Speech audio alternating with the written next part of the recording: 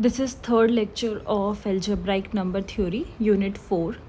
आज हम डिस्कस करेंगे थ्योरम और जिसकी स्टेटमेंट है क्योंकि इज़ इंटीग्रली क्लोज्ड। लास्ट हमने थ्योरम डिस्कस की थी जिसमें हमने 3 स्टेटमेंट को आपस में इक्विवेलेंट प्रूफ किया था और हमने ये कहा था कि अगर अल्फ़ा इंटीग्रल ओवर क्यू के है सो क्यू के अल्फ़ा फाइनाइटली जनरेटेड क्यू के मॉड्यूल होगा and there is finitely generated Q के module which is where M contained in C है तो सच दैट कि alpha M will also be contained in M. तो ये तीनों स्टेटमेंट हमने आपस में इक्विवेलेंट प्रूफ की थी। Now next theorem is Q के इज़ इंटीग्रली क्लोज्ड। इसकी डेफिनेशन मैंने आप लोगों को बताई थी कि जब भी हमें इंटीग्रल ओवर या इंटीग्रल ओवर आर हो गया या फिर इंटीग्रली क्लोज्ड प्रूफ करना होता है तो हम क्या शो करेंगे कि अगर मैं अल्फ़ा लेकर चल रही हूँ के से तो इसके कोरस्पॉन्डिंग मुझे एक मोनिक पॉलिनोमियल मिल जाएगा जिसको अल्फ़ा सेटिस्फाई करेगा। तो यही सेम चीज़ हम इस थ्योरम में प्रूफ करने वाले हैं। हमने अल्फ़ा ले लिया के से and B integral, this is integral over Q K, then let अगर ये इंटीग्रल है ओवर क्यू के तो हम क्या लिख सकते हैं that m is equals to Q K U one plus Q K U two. यहाँ पे जो U one U two U M है ये क्या है हमारे बेसिस हैं और बेसिस की हेल्प से उसके लीनियर कॉम्बिनेशन से हम क्या बना सकते हैं m जनरेट कर सकते हैं। तो और ये हमने लास्ट थ्योरम में डिस्कस किया था कि अगर अल्फ़ा इंटीग्रल है, मैं एक बार फिर से बता देती हूँ, अभी जो हमने 3 स्टेटमेंट्स डिस्कस की, अगर इंटीग्रल है तो हम ये बोल सकते हैं कि वो फाइनाइटली जनरेटेड होगा और ये रिज़ल्ट हमें मिल रहे हैं। तो वही सेम रिज़ल्ट हमने इस थ्योरम में यूज़ किए हुए हैं कि अगर अल्फ़ा इंटीग्रल है तो alpha M will be contained in M. आपको बेसिस मिल जाएंगे जिनकी हेल्प से हम क्या कर सकते हैं इसके लीनियर कॉम्बिनेशन को बता सकते हैं कि वो एम के इक्वल होगा। Now Q K is equals to G V one plus G V two plus G V M. देखो यहाँ पर V1 V2 VM ये भी बेसिस हैं। यहाँ पर हमने 2 बेसिस के बारे में डिस्कस किया, जैसे कि जो पहला बेसिस था वो था U1 U2, दूसरा बेसिस था V1 V2। दोनों में डिफरेंस क्या है, यहाँ पे लिखा हुआ है क्यू के भी फाइनाइटली जनरेटेड जी मॉड्यूल जिसके बेसिस हमने यहाँ पर ये ले रखे हैं और ये जो हमने V वाले बेसिस लिए हैं V1 V2 लिए हैं ये हमारे बेसिस हैं K ओवर क्यू के। ठीक है, जो M है अगर हम बोल रहे हैं कि क्यू के फाइनाइटली जनरेटेड है, ठीक है, अगर इसको ऐसे समझो, वैसे ये चीज़ हम पहले डिस्कस कर चुके हैं। अगर मैं कह रही हूँ कि क्यू के फाइनाइटली जनरेटेड है दैट मीन्स कि हम M की हेल्प से, मगर अगर हम ये बोलें कि फाइनाइटली जनरेटेड है मतलब कुछ बेसिस ऐसे हैं, फाइनाइट बेसिस ऐसे हैं जो क्यू के को जनरेट कर रहे हैं और हम ये मानकर चल रहे हैं कि that Q K is equals to M. तो उसको जनरेट करने के लिए जो बेसिस लगे वो हमने U1 U2 UM मान लिया। बट अगर अब मैं क्यू के की बात करूँ, ये तो फाइनाइटली जनरेट जिससे हो रहा था उसके लिए हमने बेसिस बता दिए। अब मैं अगर पूरे क्यू के की बात कर रही हूँ तो ये V1 V2 VM बेसिस हैं जो K ओवर क्यू के लिए यूज़ हुए हैं। इसीलिए आप देख रहे हो कि जब हमने U1 U2 का यूज़ किया, लीनियर कॉम्बिनेशन बनाया है, तो उसको हमने रखा है M के इक्वल, क्योंकि वो फाइनाइटली जनरेटेड है। तो किससे जनरेट हो रहा है, किसके इक्वल हम रख रहे हैं, M के इक्वल। तो हमने U1 U2 बेसिस का यूज़ किया है। जब हम V1 V2 ले रहे हैं, अब ये हमारे QK के ही बेसिस है तो हमने इसको QK के इक्वल रखा है। नाउ नेक्स्ट इज, अब इसी M को अगर मैं समेशन की फॉर्म में लिखना चाहूँ तो हमने लिख लिया M is equals to summation is running from I is equals to 1 to N QK UIs। और यहाँ पे अब ये जो QK लिखा हुआ था इसकी वैल्यू, जैसे यहाँ पे UN ले रखा है तो हमने I से N तक रन करा दिया समेशन को। अब इस QK की वैल्यू फिर से यहाँ पर पुट कर दी, ये भी समेशन की फॉर्म में है और ये M तक जा रहा है तो इसमें समेशन हमने जो यूज़ किया उसको हमने J लेट कर लिया and it is J is equals to 1 to M और यहाँ पर आ गया Z VJ। ठीक है, and UI is as it is. Now next M is equals to, इन दोनों समेशंस को अगर हम क्लब करके लिखें तो ये हो जाएगा I और J रन कर रही हैं 1 से लेकर NM रेस्पेक्टिवली। यहाँ पर Z को एज इट इज़ लिख दिया और ये जो हमारे आईज में है, I और J की वैल्यूज़ हैं जो हमारे बेसिस हैं उनको हमने यहाँ पर मेंशन कर दिया। जिसको हम इस तरीके से भी लिख सकते हैं। मैंने लास्ट लेक्चर में आपको बताया था जब हमें इंटीग्रली क्लोज्ड प्रूफ करना होता है तो उसके लिए हमें पॉलिनोमियल चाहिए और जिसको अल्फ़ा सेटिस्फाई कर रहा हो। तो अगर हम मैट्रिक्स बना दें तो मैट्रिक्स के कॉरेस्पॉन्डिंग मुझे कैरेक्टरिस्टिक पॉलिनोमियल मिल जाएगा, जिससे मैं ये शो कर सकती हूँ कि अल्फ़ा के कॉरेस्पॉन्डिंग हमें एक पॉलिनोमियल मिल रहा है। तो उस पॉलिनोमियल को फाइंड करने के लिए हम जाते हैं मैट्रिक्स पे। अब इसकी हेल्प से हम एक मैट्रिक्स बनाते हैं। Consider the set you I P जे, जहाँ पे आई की वैल्यू हमें पता है 1 से n तक रन कर रही है, जे की वैल्यू हमें पता है 1 से m तक रन कर रही है। तो आई और जे हमारे number of rose and number of columns हो जाएंगे। तो उसके रिस्पेक्ट में जो आपको एक मैट्रिक्स मिलेगी वो कुछ इस तरीके से होगी। This implies m is finitely generated z module. अब आपको जो मैट्रिक्स दिख रही है वो फाइनाइट है, n और m। तो m क्या है यहाँ पे? फाइनाइटली जनरेटेड z मॉड्यूल है with alpha m which is contained in m। तो clearly alpha belongs to k is integral over q k। और ये जो अल्फा m है, अगर m आप फाइनाइटली जनरेटेड है और अल्फा m उसी के अंदर कंटेन्ड है, ये खुद फाइनाइट है, तो ये भी तो फाइनाइट होगा। तो हम क्या कह सकते हैं कि अल्फा क्या हो जाएगा? वो इंटीग्रल ओवर हो जाएगा क्यू के। सो दिस इम्प्लाइज कि अल्फा कहाँ पे बिलोंग कर जाएगा? क्यू के में, ठीक है। और यही चीज़ हमें प्रूव करनी थी। अब अल्फा को हम क्यू के में क्यों प्रूव कर रहे हैं? अगर आपको ये कन्फ्यूजन है कि इससे थ्योरम कैसे प्रूव हो गई, हमें पॉलिनोमियल तो मिला नहीं, हमने क्या प्रूव किया कि अल्फा क्यू के में प्रूव कर दिया। इंटीग्रली क्लोज्ड की डेफिनेशन होती है, अगर मुझे पूरे क्यू के को दिखाना है कि वो इंटीग्रली क्लोज्ड है, तो मैं अगर ये दिखा दूँ इसमें जितने भी अल्फाज हैं वो सारे इंटीग्रली क्लोज्ड हैं, ठीक है। अगर इसमें अल्फा बिलोंग कर रहा है, मैंने अल्फा के से ले लिया, और अगर मैं इसको ये दिखा दूँ कि ये इंटीग्रली क्लोज तो है पर ये क्यू के का एलिमेंट है, तो क्यू के जो है वो इंटीग्रली क्लोज हो जाएगा। तो इसीलिए जो हम अल्फा लेकर चले थे उसको हम कह रहे थे that this is integral over Q के। और अब हमने क्या करा, इसी अल्फा को ही दिखा दिया कि ये क्यू के में है। So if alpha is integral over Q K then Q K is integrally closed. Okay, next definition is of Noetherian ring. So a ring R is called Noetherian over chain of ideals in R if every ascending chain A1 is contained in A2, A2 is contained in A3 and so on. So this is the ascending chain of ideals. This terminates after finite number of steps. That means कि after finite का means let's say अगर k finite number of ideals हमारे पास आ रहे हैं, तो अब मैं इससे आगे की बात करूँ k+1 k+2 की बात करूँ तो वो इक्वल आने लग जाए एक के आइडियल्स के, सो दैट कि वहाँ पर वो टर्मिनेट हो जाए, तो हमें फाइनाइट नंबर ऑफ आइडियल्स मिल जाएं। सो इन शॉर्ट कोई भी रिंग R है और उसको हम नोथेरियन बोल रहे हैं, तो उसके जो फाइनाइट आइडियल्स हैं उनको हम असेंडिंग चेन में हमने लिखा है, या फिर आप ऐसे बोल लो कि असेंडिंग चेन में जो हमने आइडियल्स लिखे हैं वो कुछ स्टेप्स बाद या कुछ आइडियल्स बाद वो टर्मिनेट हो जाए, उसके बाद जो आपको आइडियल्स मिले वो आपके प्रीवियस आइडियल के इक्वल ही हो। तो after finite number of steps वो इक्वल आना स्टार्ट हो जाए। जैसे कि आप यहाँ पर देख सकते हो A1 A2 में कंटेंड है, फिर वो A3 में कंटेंड होगा एंड सो ऑन। इसी तरीके से लास्ट AK है और AK से पहले AK -1 वाला आइडियल है।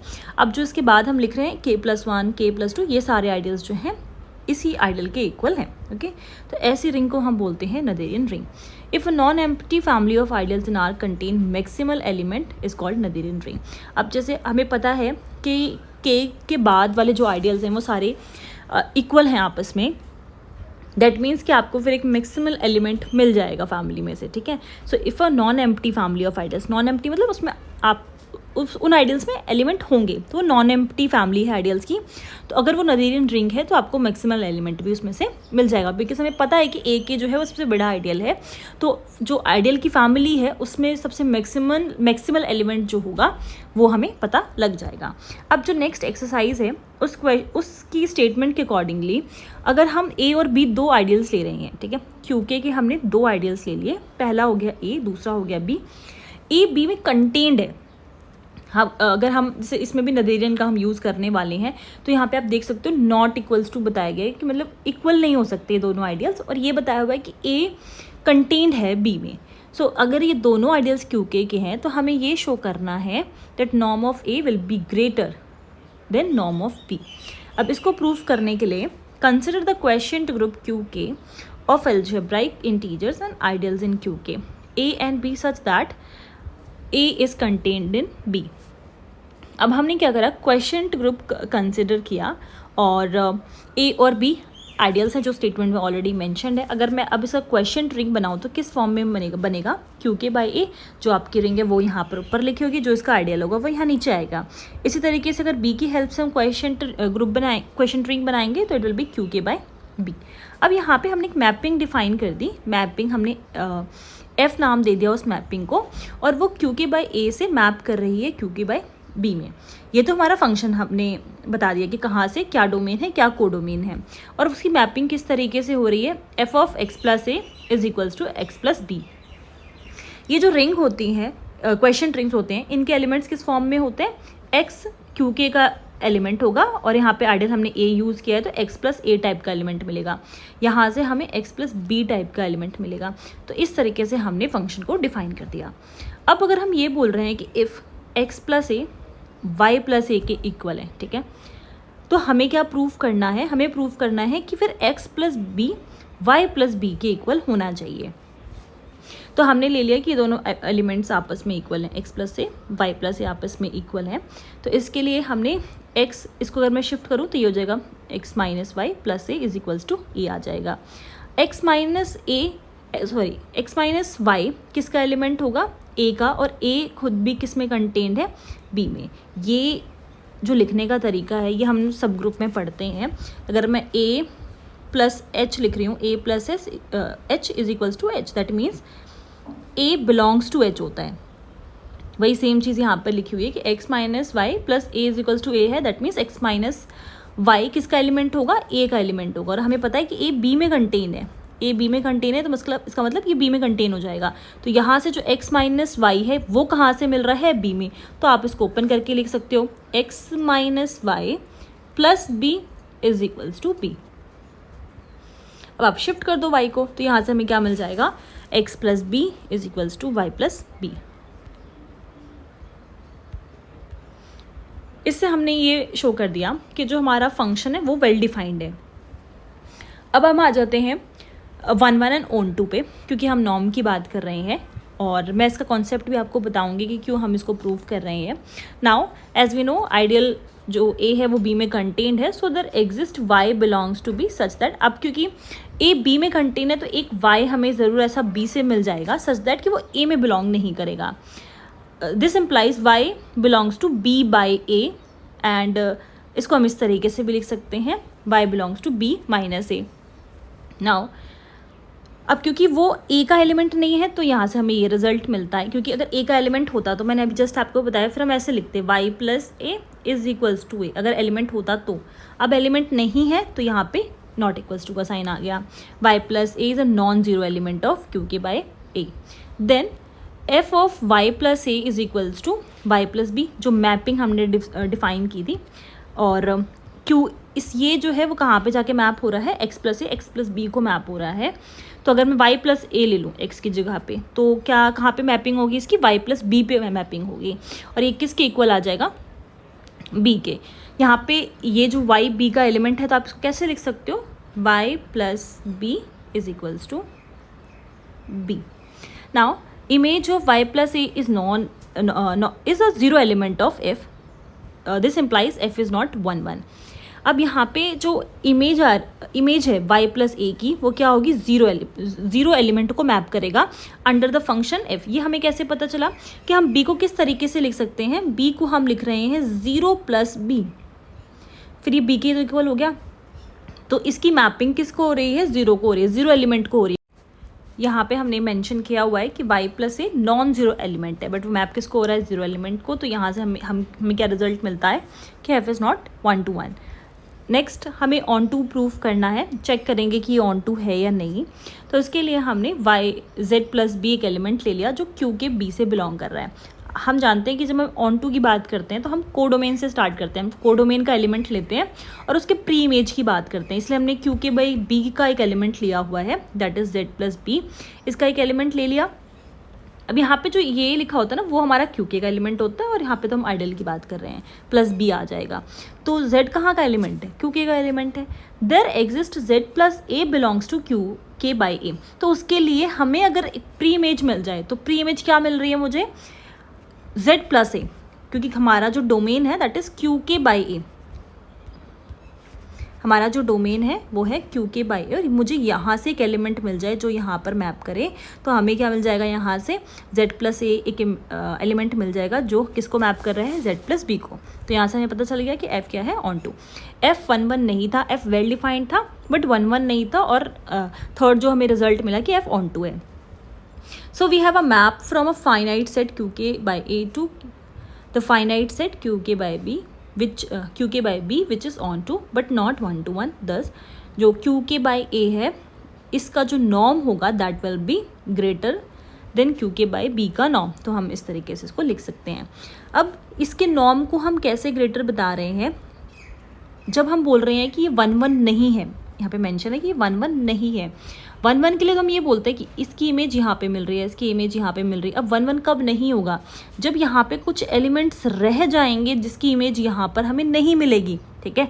अब ऑन टू तो बोल दिया, ऑन टू बोलने का मतलब इसके हर एक एलिमेंट की प्री इमेज यहाँ पर प्रेजेंट है। तो किसके एलिमेंट छूट रहे हैं, जो हमने यहाँ पर जो हमारा डोमेन है उसके कुछ एलिमेंट्स रह गए ना, जिसकी इमेज हमें बी में कोडोमेन में नहीं मिली। इसीलिए जो ए है इसकी बात हम कर रहे हैं, उसका नॉर्म ज़्यादा है क्योंकि उसमें कुछ ऐसे लेफ्ट आउट एलिमेंट्स हमें मिल रहे हैं जिसकी इमेज हमें नहीं मिली, जिसकी वजह से हमने उसको 1 to 1 कहा कि वो नहीं है। तो ऑब्वियसली इसकी जो नॉर्म हो, इसका जो नॉर्म होगा वो ग्रेटर होगा नॉर्म ऑफ बी से। नेक्स्ट एक्सरसाइज का क्वेश्चन है जिसमें हमें प्रूव करना है शो दैट क्यू के इज़ नदेरियन। अभी जस्ट हमने प्रूव किया कि क्यू के जो है वो इंटीग्रली क्लोज्ड होता है। अब हमें प्रूव करना है कि क्यू के नदेरियन भी होता है। तो इसके लिए हमने क्यू ये लेकर चल रहे हैं, कॉन्ट्रडिक्शन से प्रूव कर देंगे इसको, कि लेट करते हैं कि क्यू के नदेरियन नहीं है, और अगर वो नहीं है तो हमें असेंडिंग चेन मिलेगी, और हम अब जो डेफिनेशन है उसका अपोजिट बोल देते हैं कि असेंडिंग चेन है आइडियल्स की बट वो टर्मिनेट नहीं होगी। तो जो आइडियल्स हैं वो हमने दिखा दिया कंटेन्ड है, आपस में इक्वल नहीं है, और ये असेंडिंग चेन हमें क्यू के में मिल रही है but it is not terminating. और नॉर्म वाली डेफिनेशन अभी हमने देखी, बिल्कुल अपोजिट चल रहा है। अगर मैं बोल रही हूँ A is contained in B, तो हमने देखा कि जो नॉर्म मिल रहा है ए का वो ग्रेटर होगा बी के नॉर्म से। तो इससे हमें लास्ट थ्योरम से हमें एक रिजल्ट ये मिला कि आइडियल अगर इस तरीके से कंटेन्ड है तो उनका नॉर्म जो है अपोजिट डायरेक्शन में चल रहा है, मतलब A1 का नॉर्म ज़्यादा ग्रेटर होगा as compare to norm of A2 and so on. But norm of AI is finite and positive for all i. जो नॉर्म होगा वो फाइनाइट होगा, फर्स्ट ऑफ ऑल पॉजिटिव भी होगा। So such strictly decreasing sequence of positive integers must stop. जब हमें पता है कि कोई डिक्रीजिंग सीक्वेंस है, ठीक है, पॉजिटिव इंटीजर्स की, तो वो कहीं ना कहीं पे तो स्टॉप होगी। अगर वो डिक्रीजिंग है सीक्वेंस है तो यहाँ अगर वो डिक्रीज हो रही है तो हमने तो बोला कि वो टर्मिनेट नहीं होगा। दस the ascending chain of ideals must terminate and hence Q K is नदेरियन। हम डिक्रीजिंग सीक्वेंस क्यों बोल रहे हैं, क्योंकि नॉर्म पॉजिटिव है और वो हर आइडियल्स के साथ साथ वो उसका जो नॉर्म है वो कम होता चला जा रहा है, और नॉर्म पॉजिटिव इंटीजर्स ही होंगे। जब आप एलिमेंट की बात करते हो तो आप बोलते हो एक एलिमेंट है, दो एलिमेंट है, हम ये नहीं बोलते 2.5 एलिमेंट है, ठीक है। तो पॉजिटिव इंटीजर्स हैं और वो एक एक नंबर में हर एक आइडियल में कम होते चले जा रहे हैं, तो वो कहीं ना कहीं पे तो जाके स्टॉप होंगे ही ना। ऐसा तो है नहीं कि 2.5 बोल दोगे आप कि ये इसका नॉर्म आ रहा है, 2.4 बोल देंगे, क्योंकि जो एलिमेंट्स हैं उनको आप एक पॉजिटिव इंटीजर में तो हम काउंट करते हैं, और वो डिक्रीजिंग है तो वो स्टॉप होगा ही। अगर वो स्टॉप होगा तो फिर हम ये नहीं कह सकते कि वो टर्मिनेट नहीं होगा। तो देयरफॉर जो हम एज्यूम करके चल रहे थे कि क्योंकि नदेरियन नहीं होगा, वो उसे हम डिस्कार्ड कर सकते हैं, एंड देयरफॉर क्योंकि इज नदेरियन। नेक्स्ट थ्योरम की स्टेटमेंट है for any commutative ring with identity CRU R। इसके 3 स्टेटमेंट है जो आपस में इक्वलेंट है, और पहली स्टेटमेंट कहती है कि R नदेरियन होगा। ये थ्योरम हम अपनी नेक्स्ट लेक्चर में डिस्कस करेंगे। उसके बाद और भी काफ़ी इंपॉर्टेंट टॉपिक्स यूनिट 4 के उसको कंटिन्यू करेंगे। सो थ्योरम के अकॉर्डिंगली ये जो 3 स्टेटमेंट है, अगर R नदेरियन है, सो सेकेंड स्टेटमेंट कहती है every non empty set of ideals contain a maximal element. अभी हमने जस्ट देखा कि अगर नदेरियन है R, तो जो फैमिली होगी आइडियल्स की, क्योंकि फाइनाइट नंबर ऑफ स्टेप्स के बाद तो आइडियल्स जो है टर्मिनेट ही हो रहे हैं, तो आइडियल्स की जो फैमिली होगी उसमें आपको मैक्सिमल एलिमेंट मिलेगा ही। जब पता ही है कि कौन सा आइडियल आपका ग्रेटेस्ट है, तो आपको फैमिली ऑफ आइडियल्स में मैक्सिमल एलिमेंट भी मिल जाएगा। डेफिनेशन में अभी हमने रीड करा। Now every ideal of R is finitely generated. R के जितने भी आइडियल्स होंगे वो आप फाइनाइटली जनरेट कर सकते हो। तो जैसे हमने लास्ट थ्योरम में प्रूव किया था, जब हमें इक्विवेलेंट प्रूव करना होता है तो एक बार हम मानेंगे कि फर्स्ट जो स्टेटमेंट है वो करेक्ट है, सेकंड को प्रूव करेंगे, एंड सिमिलरली सेकंड को मान के थर्ड को प्रूव करेंगे, थर्ड को मान के फर्स्ट प्रूव करेंगे। ये हम अपने नेक्स्ट लेक्चर में देखेंगे। यहाँ तक अगर आपको कोई भी डाउट है तो आप पूछ सकते हो। Thank you.